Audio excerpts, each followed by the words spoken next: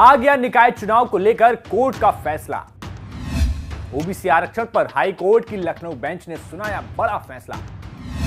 निकाय चुनाव में ओबीसी को दिए गए आरक्षण को कोर्ट ने किया रद्द। हाईकोर्ट ने जल्दी ही चुनाव कराने के भी दिए हैं निर्देश।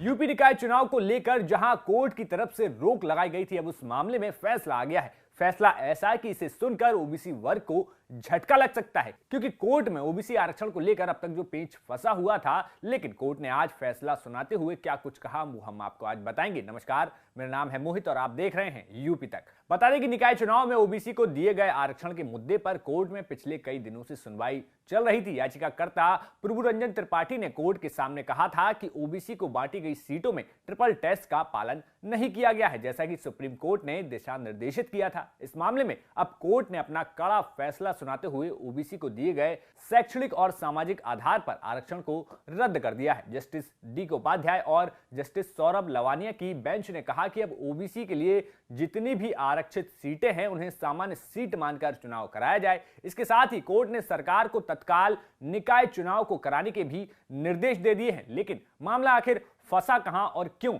यह भी आप जान लीजिए। दरअसल निकाय चुनाव में ओबीसी को जिस आधार पर आरक्षण दिया गया था उसे कोर्ट में चुनौती दी गई थी। अब तक जो ओबीसी आरक्षण दिया जाता रहा है वो शैक्षणिक और सामाजिक पिछड़ेपन के आधार पर दिया जाता था, जैसा कि मंडल कमीशन में बताया गया। वहीं दूसरी तरफ याचिकाकर्ता का कहना था कि इसमें राजनीतिक पिछड़ेपन को भी ध्यान में रखकर अधिसूचना जारी करनी चाहिए थी, यानी कि शैक्षणिक, सामाजिक और राजनीतिक पिछड़ापन मतलब ट्रिपल टेस्ट। साथ ही इसके लिए आयोग के गठन और सर्वे की मांग भी की गई, जो कि इतनी जल्दी पूरा कराना संभव नहीं था। माननीय हाईकोर्ट ने जो सरकार द्वारा अधिसूचना जारी हुई थी पिछड़े वर्गों के आरक्षण हेतु 5 दिसंबर 2022 को, उसको रद्द कर दिया है। और माननीय न्यायालय ने ये कहा है कि बगैर ट्रिपल टेस्ट कराए, बगैर कोई डेडिकेटेड कमीशन बनाए, सुप्रीम कोर्ट के जजमेंट के कंप्लायंस में आप कोई भी ओबीसी रिजर्वेशन नहीं दे सकते हैं। और चुनाव तुरंत कराने के लिए भी माननीय न्यायालय ने निर्देशित किया है। कहा है कि अगर आप ये ट्रिपल टेस्ट करा करके सारा डेटा कलेक्ट करके ही आप चुनाव करा सकते हैं, ओबीसी रिजर्वेशन अगर आपको देना है। अदरवाइज उन्होंने कहा है कि अगर आप ये नहीं फॉर्मेलिटीज़ नहीं कंप्लीट कर पाते हैं तो ओबीसी रिजर्वेशन आप नहीं दे सकते और उन सारी सीटों को आपको सामान्य घोषित करके उस पर चुनाव आपको कराने होंगे। ट्रांसजेंडर के इशू पे माननीय न्यायालय का कहना था कि सरकार उनको भी बैकवर्ड मानते हुए भी उनके बारे में भी स्टडी करे और उनको भी इसमें सम्मिलित करे।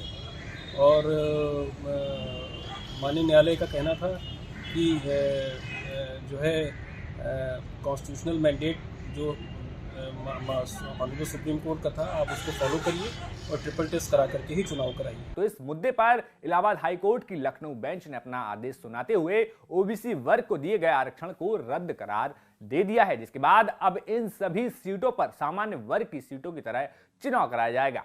यानी कि ओबीसी के लिए आरक्षित सीटों पर अब कोई भी व्यक्ति चुनाव लड़ सकता है। फिलहाल इस फैसले के बाद ओबीसी वर्ग को तगड़ा झटका लगा है। ऐसे में अब ये देखना होगा कि आगे आने वाले समय में सरकार इस पर क्या कुछ बीच का रास्ता निकालती है या फिर बिना ओबीसी वर्ग को प्रतिनिधित्व दिए चुनाव कराती है। तो ये था निकाय चुनाव से जुड़ा अब तक का अपडेट। अब यूपी से जुड़ी हर एक खबर को जानने के लिए देखते रहिए यूपी तक।